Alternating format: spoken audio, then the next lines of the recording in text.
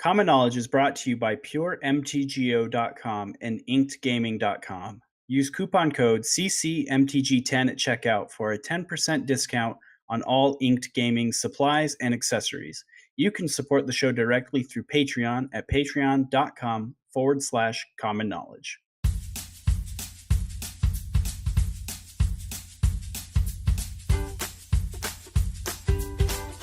This is the Common Knowledge Podcast.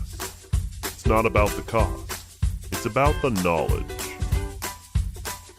Here are your hosts, Brandon Clark and Lobbert. How's it going, everybody? Welcome to episode 63 of the Common Knowledge Podcast. I am your host, Brandon, and as always, joined with me is my trusty compadre, Sean, the Lobbert, Stokey Pants. I'm joined with you.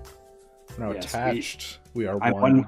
I'm one with the Sean, and the Sean is with me. You and your How you doing? stones. I'm doing pretty good. Tired. Super tired. I've been having dreams like every night this week that are just nuts. Like sometimes I'll just go for like a couple months and just have like a few dreams a night that are just like wake up and be like, what just happened? And that's like happening right now, and it's not fun. So I actually feel like I had a dream like that last night. Like the whole time I just felt like this is the most bizarre thing. And then I woke up in the morning and it was like getting away from me slowly, and I could recall like feelings and images, but I like couldn't piece together like a coherent plot. And I was just like felt really weird. So that's funny that you brought that up because I experienced that this morning. Well, don't start telling people about your dreams, because I know the more you tell people, the more you can recall them, and it feels like you have more of them, and Oof. It's just a terrible cycle. Oof. Anyway, you play much Magic this week? I did. I played one match. Okay, I was trying to remember. I was like, I was super busy this week, but I felt like I did play Magic, and I did. I played one match of Magic in a league, and that's what I had time to do this week. My other sister decided that she needed to get married, so I also did the food for her wedding, so that kept me really, really busy on top of starting a new job. You told me about that job beforehand, and yeah, man, restaurant hours, dude. Yeah, restaurant hours are stupid, but it's a lot of fun, you know? Yeah. I only played I think I played like one game of Boggles, and I did do like a competitive league of Burn and just playing around with my old Emerge brew, trying to make it silly. Like That's unbeatable. We've it does have draws that are pretty sweet. Turn 3/4 draw card. What it does Wretched is it Drift, really that's puts you on tilt at the very least. Yeah, it does. And speaking of tilt, that's the topic of today's show. I'm always great with these segues. So great. I didn't even know where it's going, and then I'm like, here we are. We're going to be talking about tilt in Magic. This is a bit more of an evergreen episode, a little less focused specifically on Pauper and more just focused on Magic gameplay as a whole.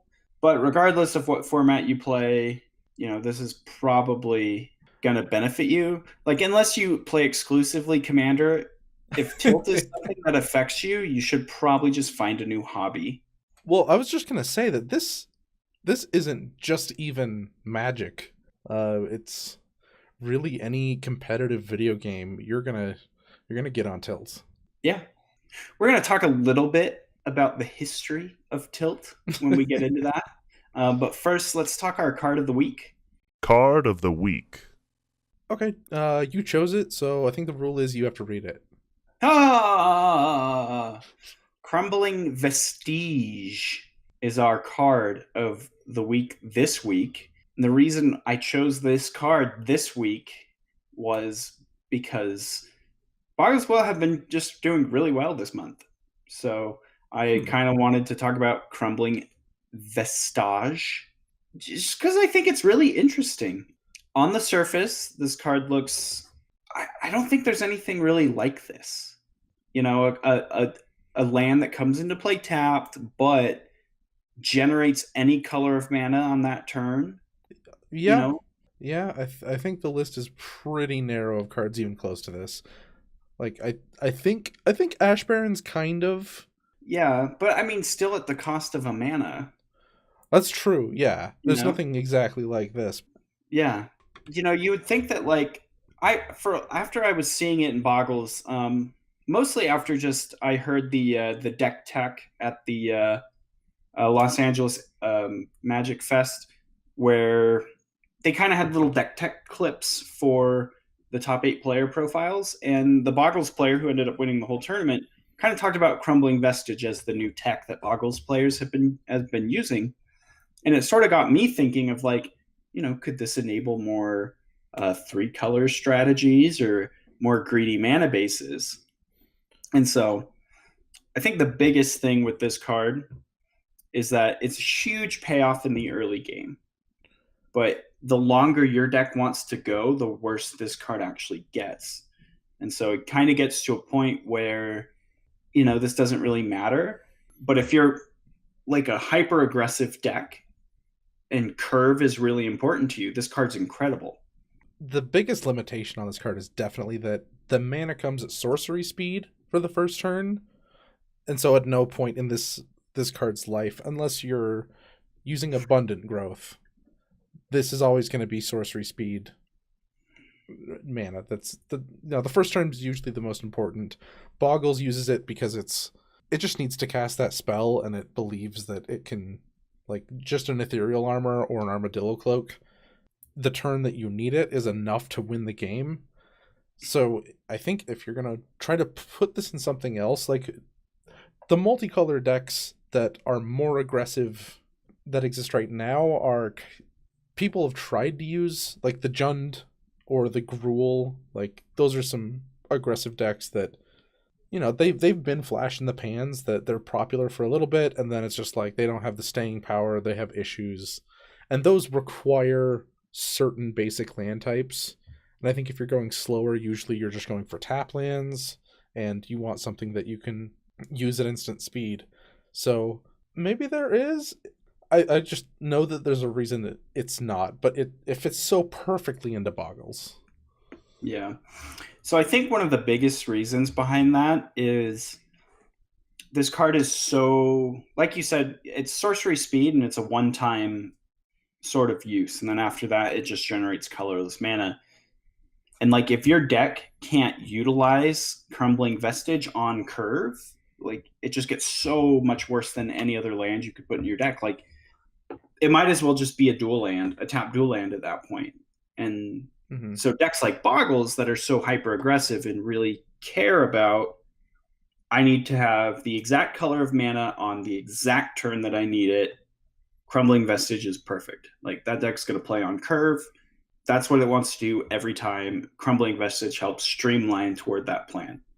Slower decks that are just kind of like, well, I have a bunch of instants in my hand or something, or I've got a counter spell or something in my hand, or I don't know. Any reason why they couldn't be able to utilize that mana that turn, and they've just wasted it, and now they just have a colorless land that's going to hurt their mana going forward. So being able to play on curve is super important when you're building decks with Crumbling Vestige.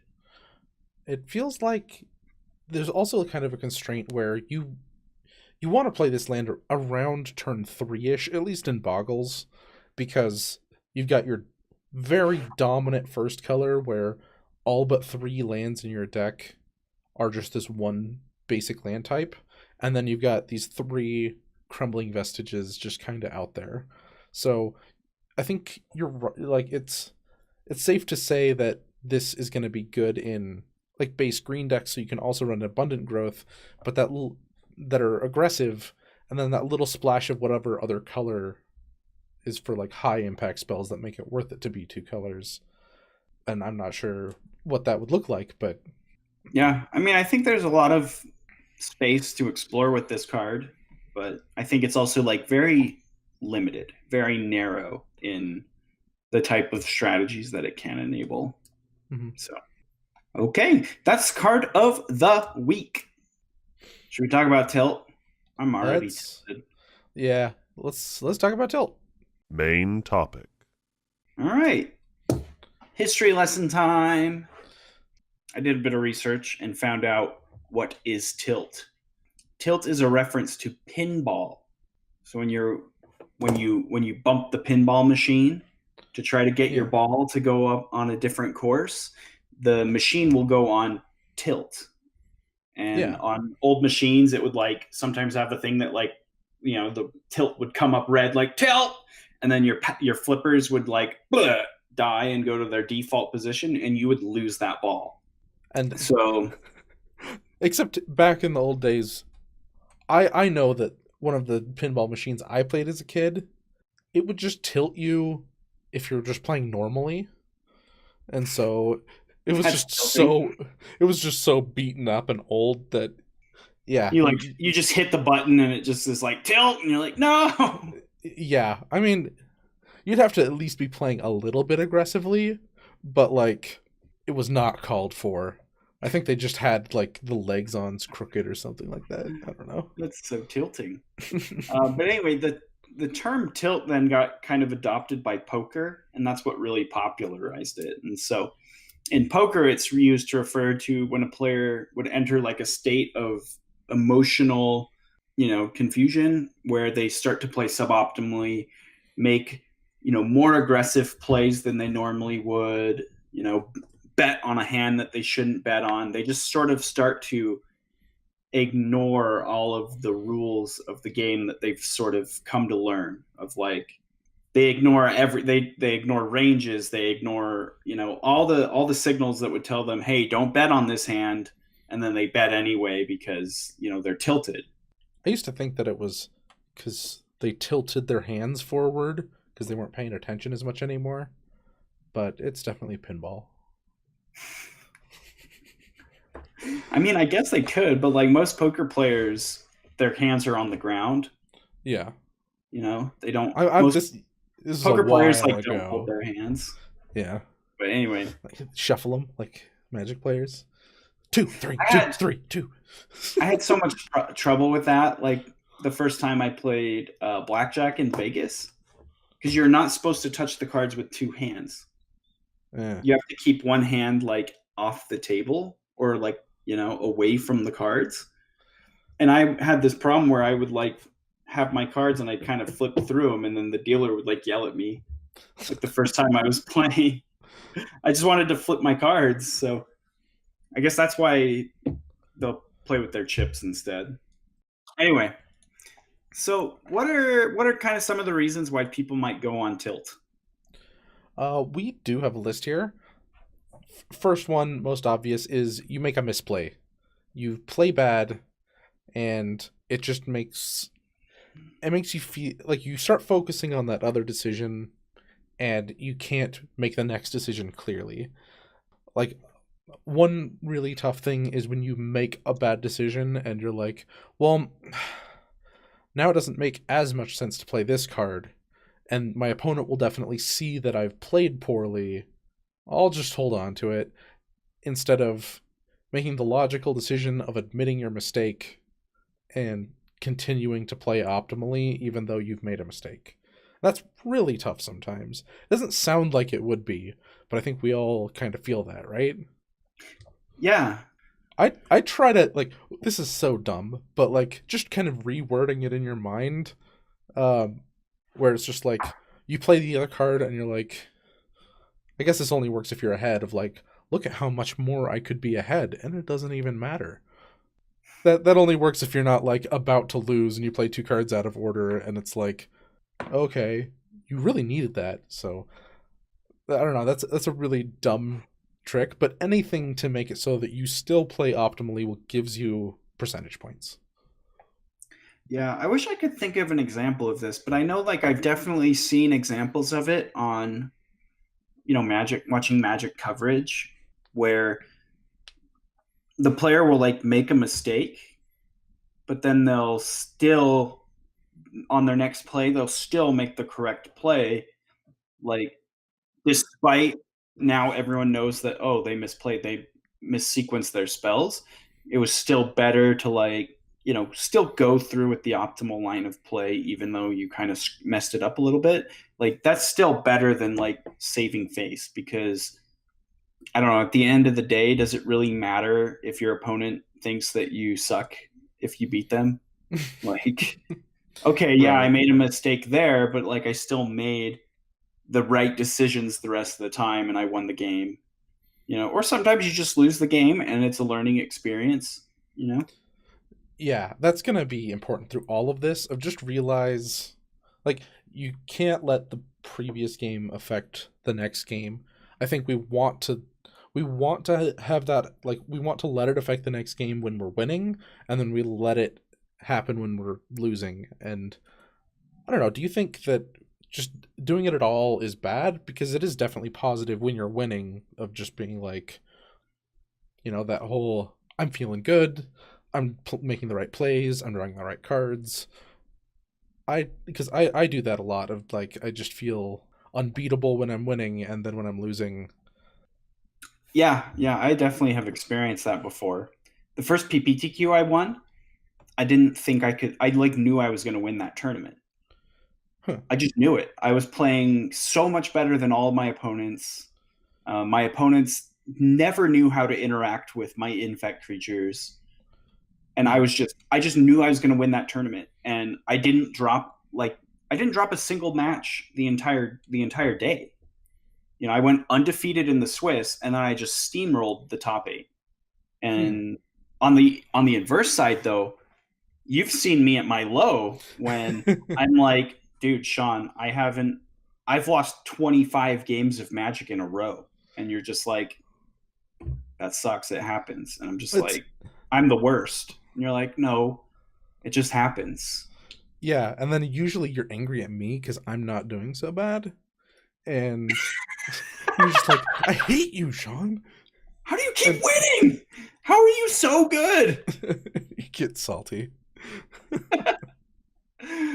The Yeah, next, I'm not gonna lie. It was really hard when you were just crushing the popper challenge or whatever at Grand Prix Vegas last year, because that yeah, was when I was on one of my losing streaks. I think we got there on Friday or something, or yeah, Thursday. Yeah, we were there all day Friday and all day Saturday, and I didn't win a single game of Magic. Like, even the Turbo Towns, I didn't just get my pants spanked in the Turbo Towns. Like, I just lost all day Friday and all day Saturday. And meanwhile, I'm like trying to have like a positive reaction to your success, Because like yeah, I still care that you're doing well. It was still very exciting. But at the same time, I was just like in the back of my head, just like I'm having a miserable time, you know? yeah. So it does get hard, but I don't know what the full remedy is, because Yeah, me neither. Because like, we've talked about this, because you do go on these like amazing losing streaks sometimes, I and do, like, but I also go on amazing winning streaks. And I just need to like not focus on what I can't control, right? And that goes for the winning as well. Sometimes my opponents just don't draw well and I draw super hot, and I just go yeah, on these winning streaks. And then sometimes it's just the inverse, and like, I don't draw well and my opponent draws well. And if I let that affect me internally, it's probably going to contribute to the extended length of the losing streak. yeah. But I've been there. I've watched you, and you're like, okay, I'm not gonna let it affect me. Can you watch my game and see? Because I feel tilted. Just tell me if I'm making a bad play. And I'm like, no, I don't see anything else you could have done except for like this small thing. And you're like, I had a good reason for that. I was playing around this, and that's usually how it goes. Like, competitive Magic is such a game of statistics. Of like, say your win rate is 55%, 60% to the field, you just have to play so many games to find a pocket of, okay, I just won 7 in a row and now I'm at the top. And you just have to keep playing tons and tons of games. You're also going to have those other tournaments that just suck. Yeah. So yeah, I think the most important thing to take away is focus on what you can control, and don't focus on what is out of your control. And I think that's my biggest problem with Magic. I know a lot of people say that variance is the best part of this game, and I understand that it is. This game would not be as popular as it was if only the best players could win. Yeah. You know, like I definitely have to attribute a lot of my success to just positive variance. Yeah. But like it doesn't frustrate me when I just get beaten. Like when I just know my opponent is better than me and they outplay me, and I'm just like, okay, I just got to get better. Maybe it's probably just a pride thing, arrogance. But when I'm losing a game that I feel like I should win this game and this is ridiculous that this is happening, that's like when I go on tilt. And like there's a lot of problems with that. Like first of all, Magic doesn't owe me anything. Like the game doesn't owe me anything. Just because I think I deserve to win this game doesn't mean I actually do. Like no one really deserves anything, like at the end of the day, you know? Yeah. It's all about it's just variance. There's just a lot of variables that go into a game of Magic, and you win some, you lose some. That's why it's so dangerous. Like, I think a lot of competitive people, to some level, tie their self-worth to their abilities. There's nothing wrong with that in most aspects, but when you tie it on a micro level instead of a macro level, like, yes, I'm good at this because I have had success overall, I've done these things, when it's I didn't win this one game, so I feel terrible about myself. That needs to be avoided at all costs. Honestly, that's where people fall into being bad opponents and being poor sports, is when they're like, you've ruined my life because I had tied everything to winning this game. How dare you win this card game, this children's card game? I spent 3 times more money than you, and all of my cards are foil. Look at this binder full of things. Like I'm talking about FNM here, but people still even do outside, that. you see it. You see that on the GP level. Yeah. You know? Oh yeah. I mean, definitely, usually not in the higher brackets, but you see that. You know, day one of a GP, it's not uncommon to beat your opponent and blah blah blah blah blah blah blah. Yeah, and the top people aren't just cool, calm, collected because they just win all the time. It's the inverse. It's they have a better record because they're just like, no, I just gotta keep playing, and eventually my deck will give me the cards, and I've run the statistics of this is the deck I should be playing. My win rate's really good here. The meta looks like this, and I lost a bunch. Do I need to rethink my strategy? And not rethinking your strategy because of that variance and because you feel like I just got mana flooded 4 times. I'm going down to 12 lands.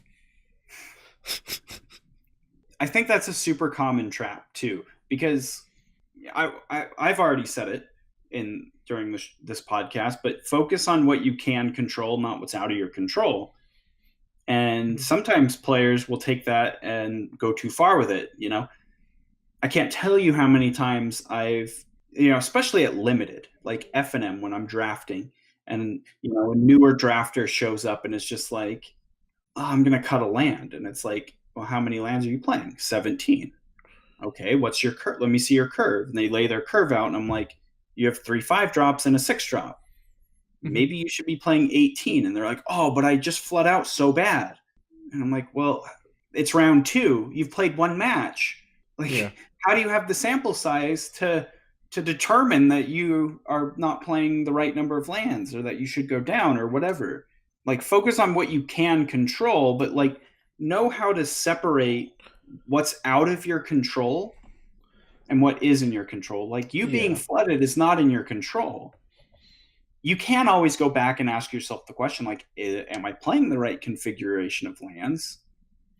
But that shouldn't be based on how the last game went. It should be based on some logic-based thing. Right. Yeah. You shouldn't change it just because I got flooded, so I'm gonna drop 2 lands from this deck. It should be more of,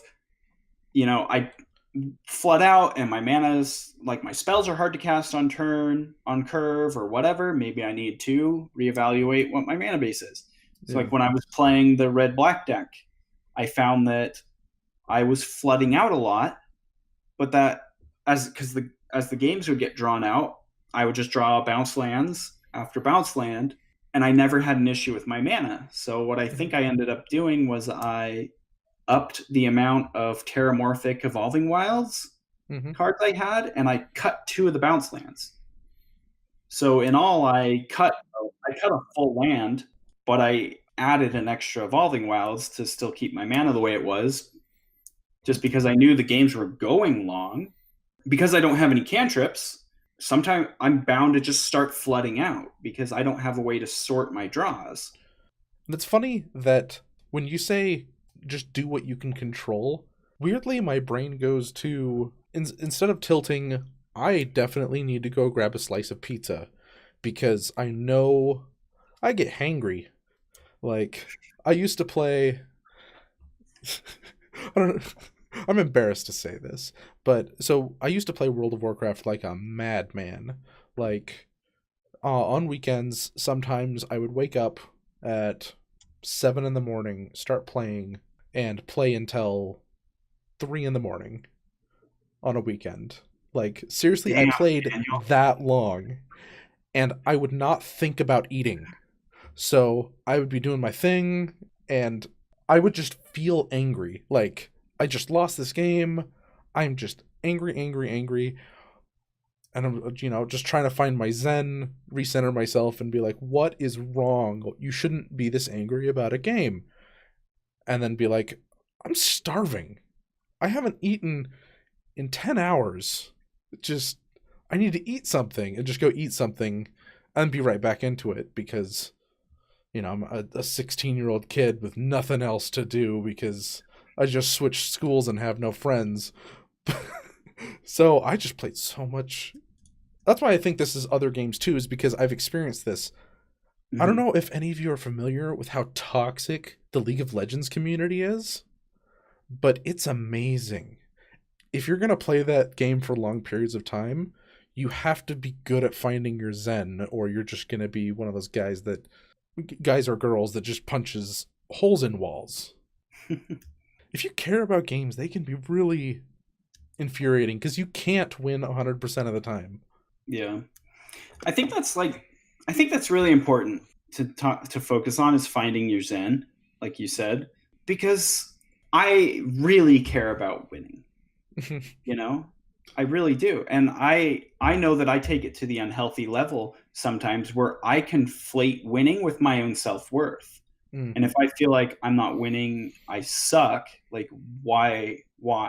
And I don't necessarily think that caring about winning is bad, but it's when you take it to that unhealthy level and allow it to put you on tilt and allow it to, affect your state emotionally, is when it's a really big problem.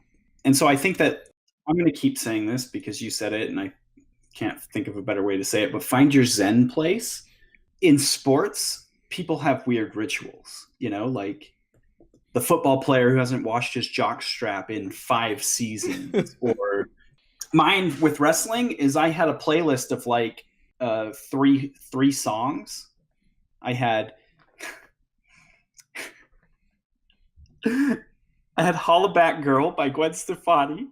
Yes. I had the Pokemon theme song, like Just feel the good. original theme song. Yeah. And the third song, I can't even, hold on just a minute. I have to actually look it up because I can't remember the title of the song. Soothsayer by Buckethead. Buckethead? Yeah, Soothsayer. Yeah.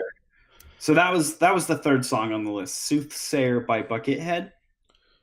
And I would listen to all 3 of those songs. So I'd listen to Hollaback Girl, then I would listen to the Pokemon theme song because those 2 songs like fired me up, like got me amped. And then the song Soothsayer, it was all kind of instrumental and it just kind of had a really chill sort of, but still was kind of, intense, and it would calm me. And so I'd get like super fired up, and then this song would help me like clear my head. Put you back in the zone. Yeah. And I would do this before every single match. Hmm. And I felt like it made me wrestle better. And it probably didn't, but like those Well, like silly rituals are important if they put your mind at ease. you can. Even though like they don't do anything, like if I wash the football player's jock strap, they're still probably going to be able to play football at the same level.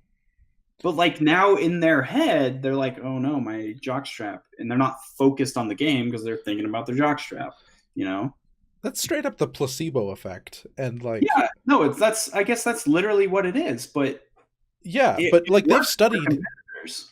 even if people know what they're taking is a placebo, you can actually measure the difference still, of like even if you know you're doing it and it's stupid, as long as you're not like doing something that you believe is false. Because I also know that, like, if you're doing those like self-talk things, like where you go in the bathroom and you're like, you are a winner, and like inside you're just like, no, I'm not, I'm a failure, like every time.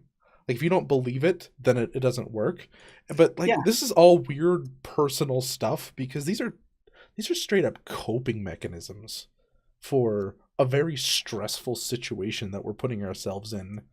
Like people get fidgety, they have to move their cards around. People are like stretching their hands all the time because it's a really stressful situation. One of the only panic attacks I've had in my life was it was at the in the top 8 playing, I think, modern at like Troll and Toad or something like that. I was just like, there were so many people all gathered around, all staring at me. Troll and Toad. I think so. It's in like Logan or something. Maybe not. I probably have all of this really wrong, but I'm pretty sure that's the name of the shop. Troll and Toad is like an online shop. Okay, maybe it's not Troll and Toad. They all they had was It was in Logan. Was I there with you? yeah. Um Are you sure it was modern? Was it the Legacy well, tournament we went to? it might have been the Legacy tournament. Maybe I'm getting too conflated. I don't know, man. Okay, yeah, let's just tell your story. The listeners don't care Yeah. what the tournament was. Anyway, I don't know what the shop was called, but Sean was at a shop playing a tournament that was a format of Magic the Gathering. yeah. I had the choice of using my Ugin to blow up a creature, or like one of 2 creatures. One was slightly bigger, but the other one was worse, because it had lifelink, and if they put cranial plating on it, then I just lost on this. Like it was just too much life or something like that. I don't remember the scenario exactly, but there was just, the entire table was surrounded. It was like a few people layers deep, and I just was like, these 2 options are so similar, it almost doesn't matter, and I just have to know what's on top of his deck to win this game. And I chose it, and I was like freaking out inside. And as soon as I chose it, I just saw people start walking away because they wanted to go and talk about that play themselves. And it just made me sink even further into it. And then I immediately lost that match. It was like the most, I don't know how, it was just so stressful for me. But I don't know, this is a weird topic because it's more psychology than just straight up cards and strategy. Yeah, like there's not really a set like this is the optimal line to avoid tilt. It's all in your head, and so you as a player need to recognize what things stress you out, what things put you at ease, what things you can do to cope. For me in Magic, like my biggest thing is getting a full night of sleep. If I don't have a full night of sleep, I won't even go to a tournament. Like a couple weeks ago, there was another modern 1K that I was going to go to, but the night prior, I just wasn't sleeping well. I sometimes do have like really bad insomnia where I will like just sit in bed until 4 a.m. and I just can't sleep at all. Mm-hmm. Sometimes on this night in particular, I went to bed around 10 p.m. and I woke up again at midnight. Like my body was just like, okay, time to get up. And I was just up from 12 to like 4 or 5 in the morning. And then when my alarm went off again at 8:45 to like, okay, it's time to get ready for this tournament, I just was like, I'm not going to go, because I'm tired. I'm not going to be able to focus on the games. I'm just going to stay home because it's just not worth it if I can't be focused. And like, that's just a thing in my head. I know people who can, like, I don't know, go out, get drunk the night prior, show up hungover to a tournament and then crush it. Yeah. But I can't do that. And but then that same guy, if they're fighting with their significant other or something like that, and they've had a full night's sleep, they could play like garbage.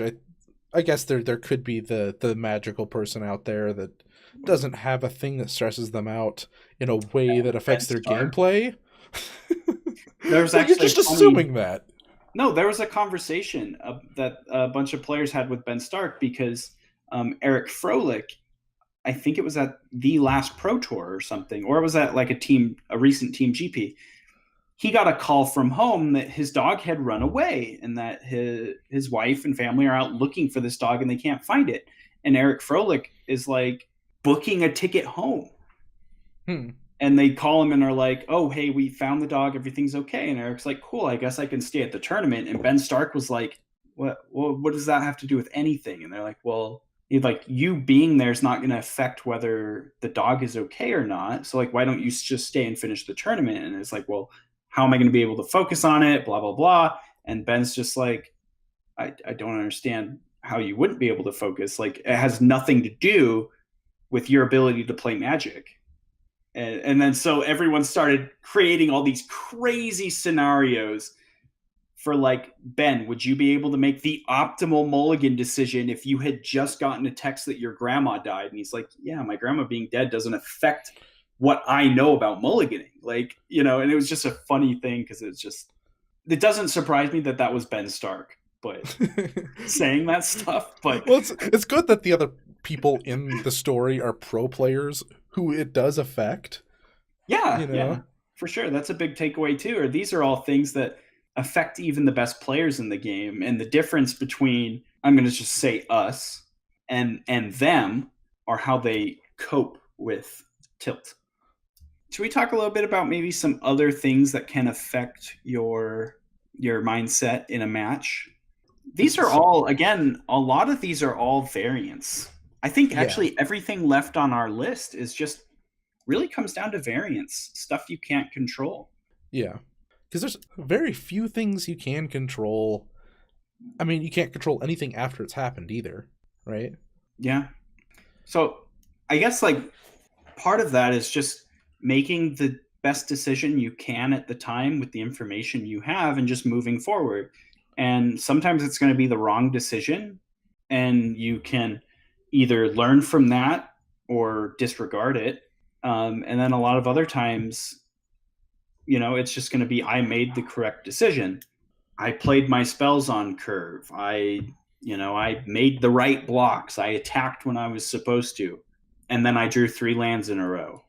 But one of the ones is when your opponent just has the nuts, right? We've all been there. Your opponent just has the nuts and they just steamroll you. And there's just nothing you could have done about it. Your draw didn't matter. Your decisions didn't matter. That's what you get for playing Modern, I guess. Well, yeah, I've definitely played against Affinity. Let's talk about Pauper a little bit this episode. I played against Affinity, and you're like, I win next turn. You just can't draw Atog. I know you have Fling or whatever. And they're just like, oh, Atog. And you're just like, well, you have to just be like, fine, you had it. Okay, next game. Yeah, sometimes they just have it and just don't end up like, okay, well, I hated that. Don't want to feel that again. So, guess who has 4 Gorilla Shamans in their sideboard now? And the other thing that's just completely out of your control is your matchups. You're going to play a tournament where you don't see your good matchup once. Like, you just play against all your bad matchups. That just is sometimes a thing that just happens. At that point, like, maybe maybe you should take a look back at like what deck you're playing and like, okay, how is this in the meta? Like, is this going to keep happening to me, or was this just a weird day? Was I playing? I can't think of something that just has. What's a deck in this format that has super polarizing matchups? Burn. Burn, Was I sure. playing Burn and I played against 3 heroic decks that day? Like something just super bizarre. Maybe like you don't need to think like, okay, how am I going to tune my deck to beat heroic now? Just think that like that was really weird that I saw that many heroic decks, but move on. Yeah, I was gonna bring up exactly that because I remember I joined a challenge. I took the day off to play in a Pauper challenge. It's like the one I ever played in, and I think I played against like heroic and then heroic and then I think it was like boggles or something, and like I just lost at straight 100%, and it wasn't even that bad of a matchup, but it was super tilting because it was just like, well, I guess I'm done with what I plan to do all day, and I played against decks that, one, are a good matchup, and two, are a sliver of the meta.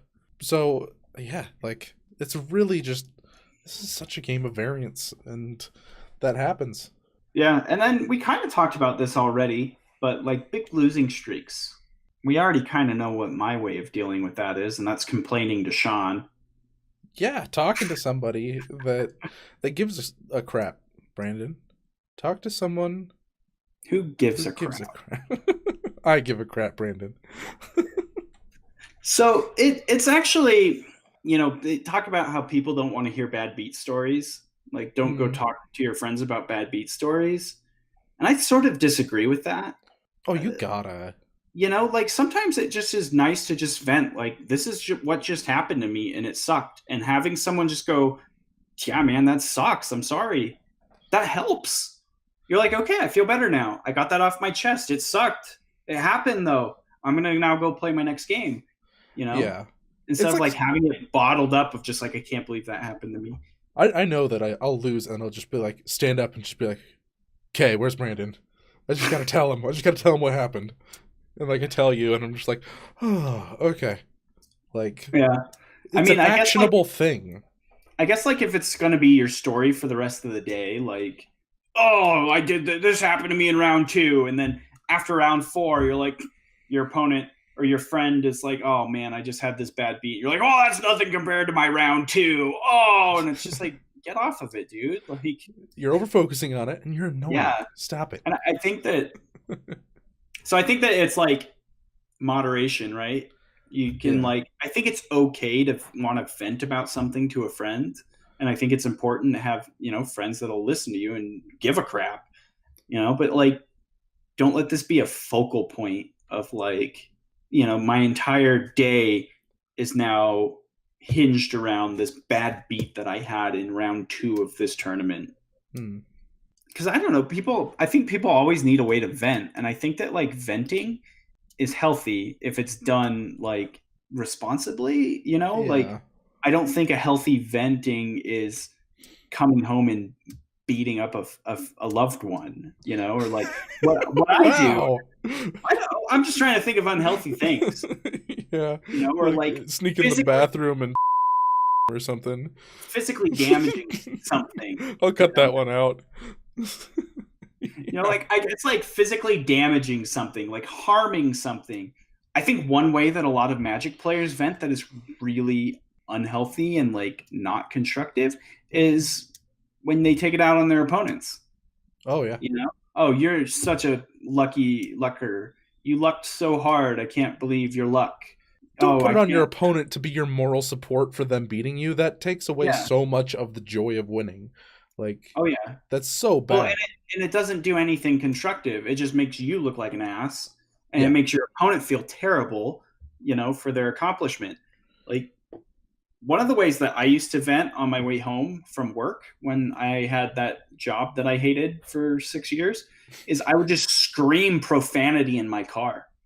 The entire ride home, I would just scream into the void about how stupid my job was and how incompetent everyone is and all the things that I hated.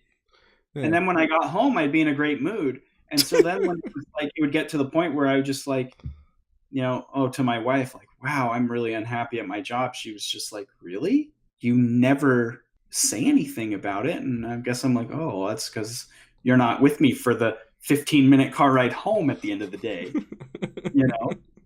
Yeah. So I think that finding constructive outlets to vent your anger where you're not hurting anyone or damaging anything, like... Or endangering drivers. It just depends on how into it you get, I guess. You wrote something pretty interesting that I want to hear you talk about. Okay. Go for it. So this is a kind of the concept of winner's tilt. And this is when you let winning get like not out of control, but like get a big head. Yeah, you get you conflate your ego, you get a big head about it. This usually would come from like winning a match that you're not expecting to win, or you just have a streak of good variance. And sometimes it's really hard for players to step back and go, wow, I got really lucky, because we all want to feel good about ourselves. Mm-hmm. And it's really easy to, when you win, go, man, I won. That was great. I won. Oh, I won this PTQ. I feel so great. I'm good. I won. But then you don't think that like, oh, in round 2, my opponent mulled to 5 both games.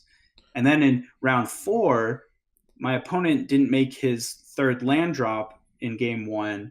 And then I had the nut draw game 3. And then in my win my opponent didn't show up. And I got a free match. That happened to me, by the way. I had one of the worst sealed decks I'd ever had. Yeah. And I was lost round 1 and won my way back. Got paired down, and my opponent just had dropped, but didn't like mark the slip as dropped. They just left because they were like, oh, I have no choice. But we were playing a win in, and then I got a free roll that, and I top 8'd that tournament. I actually won that tournament because I had an amazing draft. But I like look back on that tournament, I'm like, did I deserve to win that tournament? Like, I had the worst sealed deck imaginable, which I misbuilt, by the way. I got really lucky to have won a few of the games I won. My opponent didn't even show up for the win in. And then I just got incredibly lucky with the cards I was passed. Like, I was just in the right seat. I could have been at any other seat at that draft and had a horrible top 8. And instead I was in this seat and just had the best draft deck in the entire room. That would never happen if you didn't just show up. Like, Magic's still a game of numbers. You gotta... That's all I think there. Of like, don't let it go to your head. Just keep trying. It's really basic stuff. Well, and I think a big part of it, too, is even when you win... the best players, they win a game and then they go back and they think about how terribly they played. Like they win, but they don't let it get to them. No, they don't let it get to them. Yeah. But they think about all the mistakes they made, and they think about, okay, I actually did this and I got really lucky because if my opponent had X, Y, or Z, I get punished. So I should have actually made this play, and that's what you want to have. You don't want to have winner's tilt, which is, I top 8'd that tournament. I won the tournament. I did really great, but my opponent didn't show up. And like, I had all these things go well for me, because variance is a 2-way road, right? Like, you experience good variance and you experience bad variance. That's just the nature of variance. There's no good luck or bad luck. It's just variable. Yeah. And focusing on what you can't control, which sometimes means winning. Sometimes you can't really control that you won. You just ran hot, and just focusing on, well, I won, so it's fine, I won, is going to make you worse than if you think about, instead of focusing on the outcome, which you can't control. Like, I can't control if my opponent gets mana screwed and I win the game. I mean, I guess like I could concede or make suboptimal lines of play, but like, if I win that game, the focus isn't that I won. The focus is, okay, what did I do right and what did I do wrong? and you should focus on both of those things equally. Mm-hmm. I don't have anything to add to Winner's Tilt. Do you have anything else? I mean, this will be a little bit of a short episode if we end it here, but I don't have anything. Do you? No, I don't really have much else to talk about either. Okay. Yeah, and I don't ever like just, okay, we got to fill time, let's talk more. So let's cut it off here. Do you want to move on to end times? End times. Sean is going to do it for us this time because I lazy. Yes. Thank you guys for listening. Please check out our Patreon at patreon.com/common knowledge. If you want to see a nice little graph of all of the challenge results, we're doing a challenge episode next week. And we've got our Common Coliseum videos. If you become a patron, Brandon's doing a lot more work on those lately, and I think we're recording one right after this episode, I believe. We've got our stretch goal, which is our 5-card blind tournament. Once we are up to $50 a month, we are going to be doing a free tournament for everybody that wants to enter. It's literally just sending an email to us with a list of 5 cards that we're giving away MTGO credit for. So I think that's going to be sweet, and I think we're about $12 away right now, so somebody could push it over the top for just a month. We've got a lot of plans for that, and there's rules on the Patreon. And then we are doing our monthly Card of the Week drawing where we're going to sign the cards. I believe that is also next week. Crumbling Vestige was added to that. And then we've got our sponsors. We've got puremtgo.com and inkedgaming.com, where we have the coupon code CCMTG10 for 10% off at checkout. Please visit Constructed Criticism on YouTube. They have pretty much every competitive format. If you want to learn more about it, all of the hosts are great on pretty much all of the podcasts, and you can also find our stuff, so check that out. I do a lot of work on the video version of each episode. If you would rather see deck lists and cards pop up, probably not a lot of that in this episode, but tune in next week for that.